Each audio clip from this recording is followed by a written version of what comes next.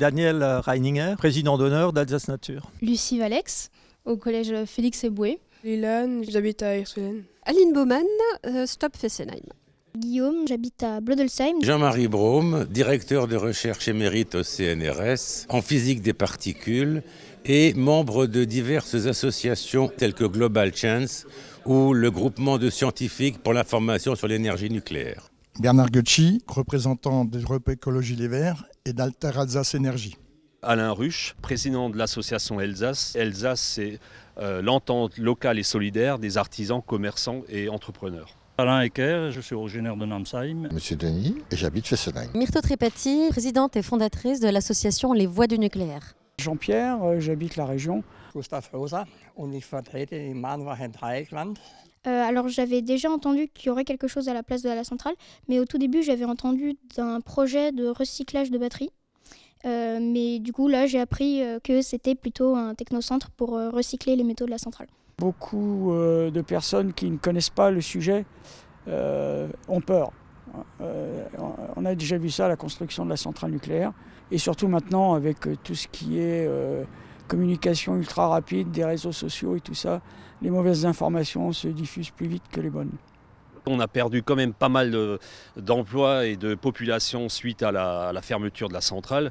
Donc c'est évidemment un point qui est crucial pour l'avenir de notre territoire.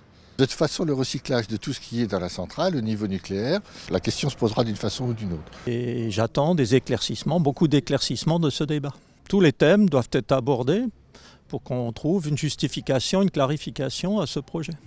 On puisse montrer, prouver d'une manière ou d'une autre si l'installation d'un technocentre peut rapporter quelque chose à la communauté.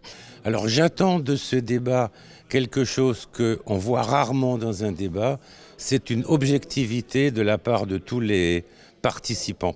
Et quand on parle de radioactivité en France, on a rarement de la transparence. Donc j'attends avant tout de la transparence et de la clarté. Ce débat serait une réussite si ce qui en échappe ait un impact sur le projet. Ce débat serait une réussite si plus de personnes allaient à ce débat pour donner leur opinion. Alors je pense que le débat tel qu'il nous a été présenté ici va être mené dans de bonnes conditions. Moi ce qui me préoccupe c'est vraiment la conclusion. C'est qu'est-ce qu'on fait de toutes les contributions citoyennes, qu'elles soient dans un sens ou dans l'autre. Absolument essentiel, c'est le fait d'avoir accès à l'information de départ et aux explications et que toutes les questions soient répondues de manière aussi exhaustive que possible et de manière sereine afin que tout ce qui est de l'ordre de l'opinion et du jugement puisse arriver ensuite et s'appuie sur une bonne compréhension de ces éléments factuels. Pour moi, il serait réussi si les idées seront confrontées et que finalement tout le monde se serait mis d'accord sur quelque chose qui va à tout le monde. Der Eindruck, erstens mal ist es schön, dass die deutsche Seite auch gehört wird und zu Wort kommt. Zweitens, es ist eine in Deutschland unbekannte, neutrale Kommission, die diese Debatte führt. Und wir versprechen uns, dass alles neutral abläuft und dass die Argumente gehört werden. Und wie dann entschieden wird. Nos préoccupations, ce sont l'impact que cette activité pourra avoir sur notre région qui est très confinée. Je n'ai pas forcément de préoccupation par rapport à ce projet. Je fais globalement confiance à la science. Donc on va dire que je fais confiance au projet. On parle de ce technocentre qui est quand même, je dirais, du recyclage de métaux irradiés au niveau santé, au niveau environnemental. Et je pense que ça peut avoir des impacts qui, à long terme, risquent d'être très regrettables.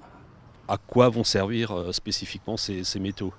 Est-ce que ça va rentrer dans l'industrie, je ne sais pas, agroalimentaire ou automobile ou autre? Voilà, c'est des questions que je pourrais me poser. Est-ce que ça va être juste une petite centrale pour juste les métaux de la centrale ou est-ce que ça va s'élargir à des métaux peut-être d'autres centrales nucléaires? Car j'ai compris que ce ne serait pas la seule arrêtée, celle de Fessenheim, c'était la première car c'était la plus vieille, mais certainement pas la dernière.